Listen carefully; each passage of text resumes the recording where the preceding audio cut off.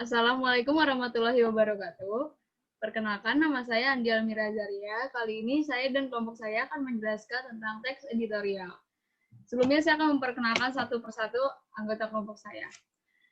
Kita beranggotakan, yang pertama ada saya Andi Almira Zaria absen 1, Demici Saidina absen 5, Helena Gratia absen 8, Marcella Elena Raraga absen 12, Normalita Wardhaningrum Pramesti absen 23, dan Syasyabrina Zahratul absen 31.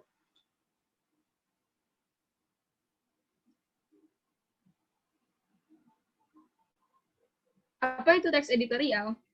Teks editorial adalah suatu artikel dalam surat kabar yang berupa opini atau pendapat yang ditulis oleh pengarangnya di sebuah media terhadap isu aktual yang sedang beredar di masyarakat. Opini yang ditulis melalui pengarang tersebut dianggap sebagai pandangan resmi suatu penerbit atau media terhadap isu yang aktual. Isu atau masalah aktual tersebut bisa berupa masalah politik, sosial, maupun ekonomi yang berkaitan dengan politik. Teks editorial biasanya akan terbit secara rutin di koran ataupun majalah. Next. Perkenalkan, nama saya Syasyabrina Zahratul Amirah. Jadi, apa aja sih yang kita bahas di presentasi ini? Yang pertama itu jenis-jenis teks editorial. Yang kedua ada ciri-ciri teks editorial. Yang ketiga struktur teks editorial. Yang keempat kaidah kebahasaan. Yang kelima fungsi. Yang keenam manfaat dan tujuan. Dan yang ketujuh contoh teks editorial. Jenis-jenis teks editorial itu ada 3. Yang pertama, interpretative editorial. Tujuannya yaitu untuk menjelaskan isu dengan memberikan fakta dan figur untuk memberikan pengetahuan. Lalu yang kedua, kontroversial editorial. Tujuan dari kontroversial editorial adalah meyakinkan seseorang pembaca pada keinginan atau menumbuhkan kepercayaan pembaca terhadap suatu isu. Dalam editorial ini, terkadang pendapat yang berlawanan akan digambarkan lebih buruk. Lalu yang ketiga ada explanatory editorial. Tujuan dari explanatory editorial adalah untuk menyajikan masalah atau suatu isu supaya bisa dinilai oleh pembaca. Biasanya teks editorial ini mempunyai tujuan untuk mengidentifikasikan suatu masalah dan membuka mata masyarakat supaya bisa memperhatikan suatu isu. Perkenalkan, nama saya Demici Saidina absen 5. Saya akan mempresentasikan tentang ciri-ciri teks editorial. Yang pertama adalah teks ini berisi opini mengenai suatu peristiwa yang sedang ramai dibicarakan oleh publik. Yang kedua, teks ini berisi ulasan mengenai masalah, biasanya berskala nasional maupun internasional. Yang ketiga, teks ini bersifat subjektif. Yang keempat, teks ini menggunakan gaya bahasa yang formal. Dan yang terakhir adalah bertujuan memberikan pandangan kepada masyarakat mengenai suatu kejadian yang sedang ramai dibicarakan.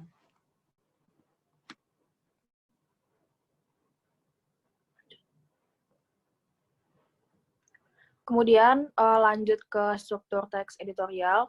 Pada teks ini, strukturnya terdiri dari 3 bagian, yaitu yang pertama adalah pengenalan isu, atau merupakan bagian pendahuluan dari teks editorial. Fungsinya adalah untuk mengenalkan isu atau permasalahan yang akan dibahas dalam bagian berikutnya. Bisa berupa peristiwa persoalan aktual, fenomenal, dan kontroversial. Kemudian, struktur yang kedua adalah penyampaian pendapat. Bagian ini adalah bagian pembahasan yang berisi tanggapan redaksi terhadap isu yang sudah diperkenalkan sebelumnya. Kemudian, bagian terakhir adalah penegasan, yaitu berupa simpulan, saran, atau rekomendasi. Di dalamnya juga terselip harapan redaksi kepada para pihak terkait dalam menghadapi atau mengatasi persoalan yang terjadi dalam isu tersebut.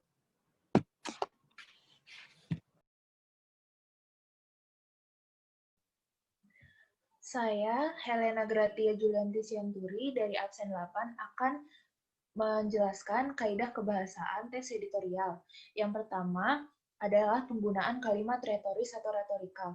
Kalimat retorik ini merupakan kalimat pertanyaan yang kita tidak perlu memikirkan jawabannya, sehingga kalimat ini bertujuan agar pembaca merenungkan masalah yang dipertanyakan, sehingga setidaknya kalimat retorik ini dapat mengubah pandangan para pembaca dan pembaca menjadi terpengaruh untuk melakukan suatu hal terhadap isu yang sedang dibahas. Lalu yang kedua adalah menggunakan kalimat populer. Kalimat populer ini bertujuan untuk menenangkan dan agar pembaca tetap terasa rileks saat membaca teks editorial ini, karena teks editorial ini merupakan teks yang isinya tanggapan-tanggapan kritis, sehingga terkadang berat untuk dibaca. Lalu yang ketiga, menggunakan kata ganti petunjuk yang merujuk pada waktu, tempat, peristiwa, atau hal lainnya yang menjadi fokus ulasan.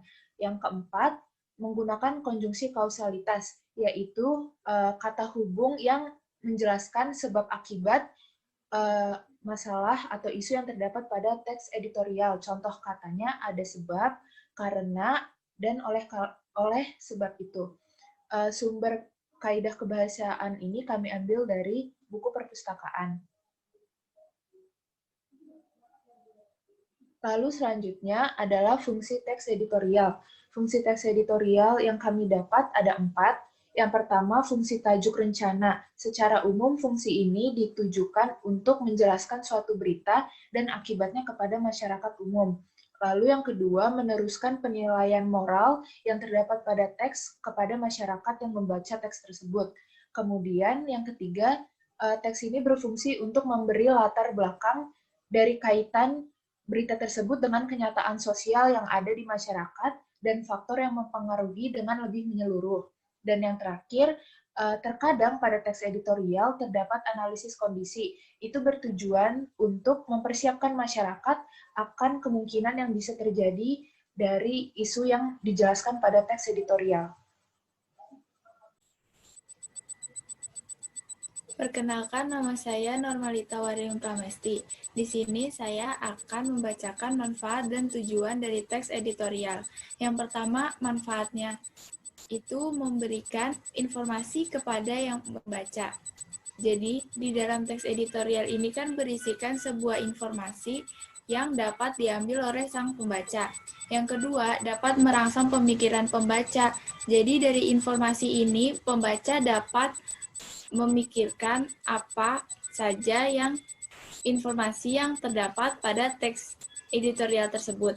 Yang ketiga, ada teks editorial bisa membantu menggerakkan pembaca untuk melakukan suatu tindakan. Selanjutnya, ada tujuan. Yang pertama, untuk mengajak pembaca agar dapat ikut berpikir tentang sebuah isu aktual yang sangat hangat diperbincangkan atau sedang terjadi di kehidupan sekitar.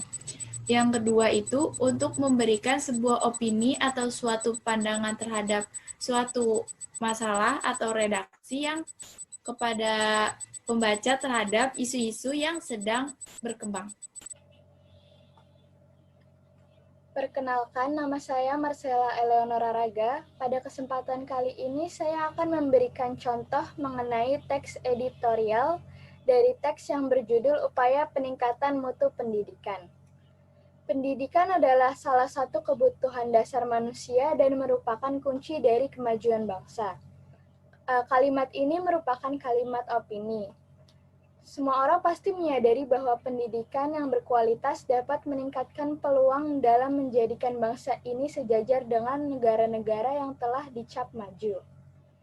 Kalimat itu merupakan kalimat opini juga. Lalu akan tetapi nyatanya kualitas pendidikan di sini belumlah begitu bagus dibandingkan dengan negara lain. Ini merupakan kalimat fakta. Lembaga pendidikan mengupayakan banyak cara untuk mencetak lulusan yang berkualitas demi mengantisipasi terhadap perubahan dan tantangan yang kian sulit. Namun keberhasilannya juga dipengaruhi oleh berbagai kondisi. Untuk mencapai keberhasilan dalam meningkatkan mutu pendidikan, perlu dilakukan beragam upaya secara sungguh-sungguh dan mencari solusi permasalahan yang mungkin nanti akan dihadapi.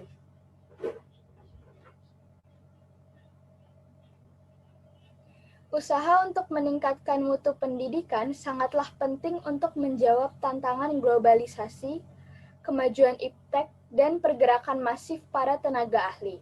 Lembaga pendidikan dituntut untuk bisa mencetak orang-orang terdidik yang berkualitas karena sengitnya persaingan antar bangsa, sehingga memiliki keahlian dalam kompetensi profesional serta siap untuk menghadapi kompetisi global.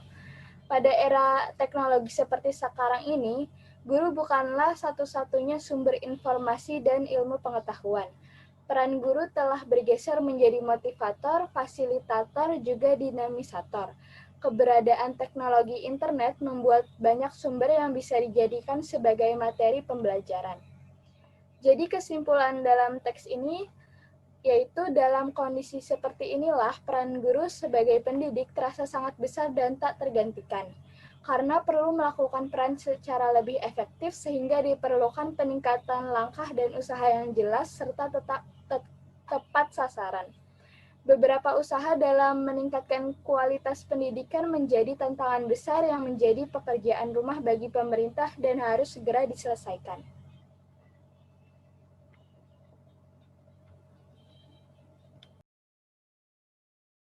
Sekian dari kelompok kami.